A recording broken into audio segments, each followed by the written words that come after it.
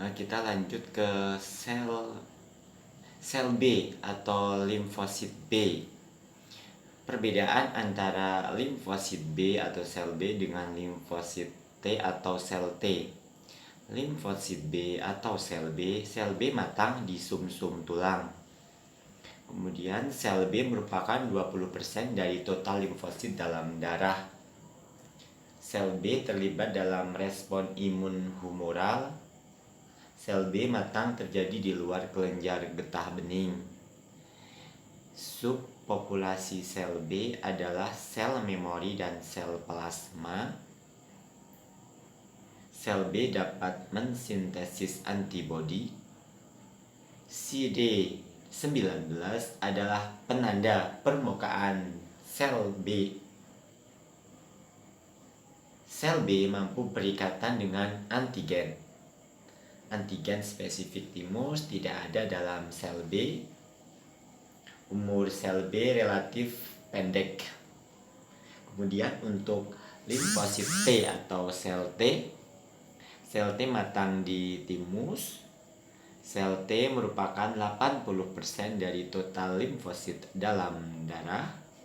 Sel T terlibat dalam respon imun yang dimediasi sel. Sel T matang terjadi di dalam kelenjar getah bening. Subpopulasi sel T adalah sel T sitotoksik, sel T helper, dan sel supresor. Sel T dapat mensintesis limfokin seperti IL-2, IL-4, IL-5, dan gamma interferon. CD3 adalah penanda permukaan sel-sel T. Sel T tidak mampu mengikat antigen secara langsung. Mereka membutuhkan presentasi dari antigen. Antigen spesifik timus hadir dalam sel T. Kemudian yang terakhir, umur sel T relatif lebih panjang dibandingkan dengan sel B. Ya, sampai di sini mungkin jelas ya perbedaan antara sel T dengan sel B. Kita masuk ke sel darah putih. Sel darah putih memiliki umur 12 sampai 20 hari. Setelah itu mereka hancur di dalam sistem limfatik. Sel darah putih yang belum matang dilepaskan dari sumsum tulang ke dalam darah tepi dan disebut sebagai pita atau tusukan. Ya, jadi sel darah putih cuma memiliki umur tidak sampai 1 bulan, ya berkisar 12 sampai 20 hari saja. Kemudian kita masuk ke sel plasma. Sel plasma itu dalam bahasa Inggris plasmocyte atau plasma B, plasma B cell, efektor B cell adalah plasmablast yang teraktivasi.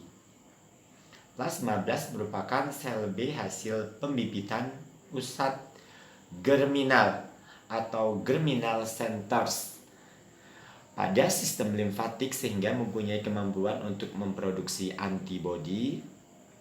Plasmablast yang bermukim pada area folikel limfatik sekunder seperti Peyer's patch dan nodus limfa mesenterik, kemudian bermigrasi ke dalam sirkulasi darah, masuk ke dalam lamina propria dan saluran pencernaan dan lapisan epitel lainnya.